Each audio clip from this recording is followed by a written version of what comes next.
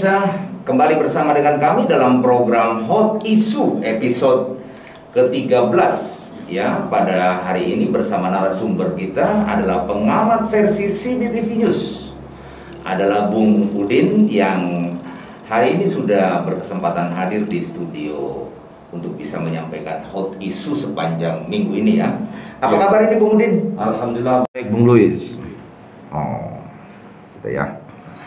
Kira-kira sepanjang minggu ini hot issue apa saja ini yang bakal kita sampaikan ini? Ya, ada beberapa hot issue kali ini, diantaranya tentang semarak peringatan Sumpah Pemuda yang ke-93. Oh, Sumpah Pemuda ya. Juga kunjungan Menteri Koordinator PMK Bapak Muhadjir Effendi di Kota Probolinggo. Dan juga sidak kedua Komisi 3 DPRD Kota Probolinggo di Pasar Baru. Wow, ada apa ini dengan sidak ini ya? Dan yang berikutnya adalah tentang KPK geledah rumah Ketua DPD Nasdem Kota Probolinggo. Wow, sudah masuk ke kota ini. Masuk ke kota. Dan yang terakhir tentang Jalan Cokro Aminoto dan Maastricht yang begitu padat dan juga banyak mobil besar masuk. Gitu ya. Perlu diikut sertakan juga ini aturan-aturan terkait Jalan Cokro ya. Iya, betul. Oke.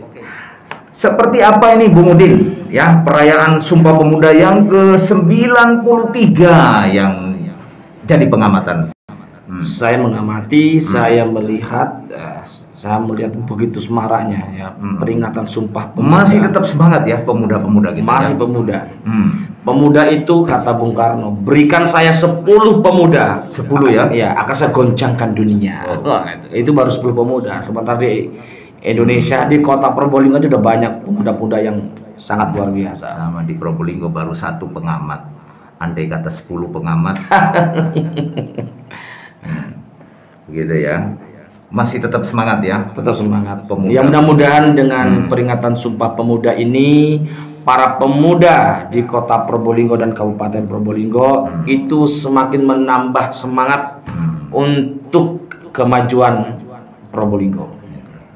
Baik Bung Udin, mumpung ada di layar kaca, kasih salam dong.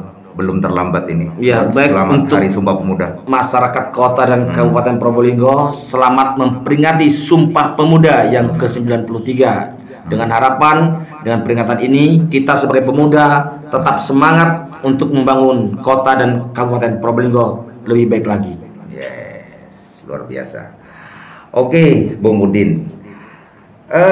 Tentang apa ini kunjungan Menko PMK Muhadjir Effendi? Ini luar biasa nih kayaknya ini ya, Menteri mengunjungi Probolinggo ini ya. Bapak Muhadjir Effendi, Menko PMK ini hadir sesuai dengan sambutannya mewakili Presiden. Luar biasa ini. Mewakili Bapak Jokowi. Dalam pidatonya ya. Dalam pidatonya, dalam sambutannya. Menyampaikan bahwa ini mewakili Presiden Republik Indonesia, Bapak Insinyur Haji Joko Widodo. Luar biasa Probolinggo. Dan di Probolinggo disambut dengan hangat oleh Wali Kota Probolinggo, oleh Habib Hadi Zainal Abidin, dan juga langsung dibuatkan program ya di situ tentang pemberian BPJS tenaga kerja bagi nelayan-nelayan kecil dan juga kepada ketua RT RW sekota diberikan BPJS tenaga kerja yang kecil-kecil ini katanya. yang kecil-kecil. Semua jadi perhatian Presiden ini ya? Ya, betul. Nah, termasuk saya melihat di situ juga tentang pemberian hibah untuk pembayaran listrik tempat ibadah. Wow, luar biasa. Luar biasa negara ini ya. Ya, jadi perhatian pemerintah kepada masyarakat sudah cukup luar biasa. Luar biasa ya. Oke. Terima kasih buat Pak Menteri atas nama Presiden sudah mengunjungi Probolinggo. Semoga Probolinggo semakin lebih baik. Kemudian Bung Udin, ada apa dengan Komisi 3? Sidak lagi kali kedua di proyek revitalisasi Pasar Baru Kota Probolinggo, biaya 4 miliar. Ya, saya mengucapkan terima kasih kepada Bapak-bapak Komisi 3 DPRD Kota Probolinggo yang begitu intens ya untuk mengawasi baik itu percepatan pembangunan dan juga kualitas. Nah, di sidak kedua ini ditemukan bahwa ada yang kemarin ditemukan di sidak pertama tentang bahan yang tidak sesuai dengan spek, itu janjinya kan mau diangkat, lalu diganti yang sesuai dengan spek. Tapi faktanya ditemukan tidak diangkat, tapi ditumpangi lagi, sehingga ada yang tidak on spek nih. Nah, ini kan jadi perhatian khusus nih untuk Dinas PUPR dan juga konsultan pengawas. Dan saya melihat sebaiknya mungkin ya Komisi 3 ini dimasukkan dalam grup WhatsApp pembangunan pasar baru. Jadi mengetahui terus ya, jadi tahu perkembangannya. Gitu. Perkembangan apa dan sampai sejauh mana Komisi 3 bisa tahu. Dan faktanya dari hasil sidak kemarin dari pihak PPKOM menyatakan bahwa pekerjaan pasar baru ini yang mestinya reportnya sudah nyampe 40%, ini baru 36. Minus ya? Minus. Nah, ini harus dikejar ini supaya tidak terlambat. Jangan sampai putus kontrak lagi. Aduh, jangan sampai lah. Kalau putus kontrak itu yang rugi itu masyarakat lagi nanti kalau putus kontrak. Mau hujan lagi. Kalau CV-nya mungkin pelaksananya atau PT-nya putus kontrak, blacklist sudah selesai. Tapi masyarakatnya yang mestinya sudah bisa menikmati nggak bisa menikmati. Ini jadi persoalan yang harus menunggu regulasi ya, lagi. Harus ditangani betul. Rem. Nah, remnya pakem nih Komisi 3. Mudah-mudahan minyak remnya nggak cepat habis sehingga remnya tetap pakem terus nih Komisi 3. Semangat untuk Komisi 3 DPRD Kota Probolinggo. Ya. Kemudian KPK geledah rumah Ketua DPD Nasdem Kota. Nah, inilah setelah saya membaca di medsos, saya membaca di media cetak, saya mungkin bukan hanya saya nih, mungkin masyarakat juga bertanya-tanya, apa hubungannya nih permasalahan di Pemkab Probolinggo dengan DPD Nasdem Kota? Ini kan sudah beda pemerintahan. Ini ya kita hanya bisanya bertanya-tanya gitu ya. Ya kita percayakan sajalah kepada KPK. Saya yakin KPK itu bekerja secara profesional sehingga apa yang telah dilakukan dan sedang dilakukan itu sudah melalui proses yang sudah benar. Artinya KPK tidak sembarangan kan begitu. Ini kan pasca gratifikasi dan pencucian TPPU. TPPU ya. Jadi kita percayakan saja kepada KPK. Kalau kita hanya bisa ada apa sih, kenapa sih, nah kan gitu aja. Tidak bisa menyimpulkan, nggak boleh. Kita nggak boleh menyimpulkan, pasrah kepada KPK yang punya kewenangan. Ya, kiranya Probolinggo, kota, kabupaten, dan Indonesia tentunya ya, supaya bisa menekan tidak terjadinya korupsi lagi, karena korupsi membuat hatiku luka. Iya. Ya, itu Bung Udin ya. Iya. Bung Udin sebagai orang Cokro ini ya, orang yang rumahnya di Jalan Cokro kayaknya ini ya. Ini pembangunan atau perkembangan Jalan Cokro luar biasa. Ya, kepadatan lalu lintasnya juga luar biasa. Ya. Jadi menurut Bung Udin ada kayak kalau Jalan Cokro ini pembangunannya ya stagnan begitu aja. Cuma kendaraannya yang meningkat. Dan itu perlu diseriusi oleh pihak Dinas Perhubungan maupun dari pihak Polisi Lalu Lintas bahwa Cokro ini harus ada rekayasa jalan ini.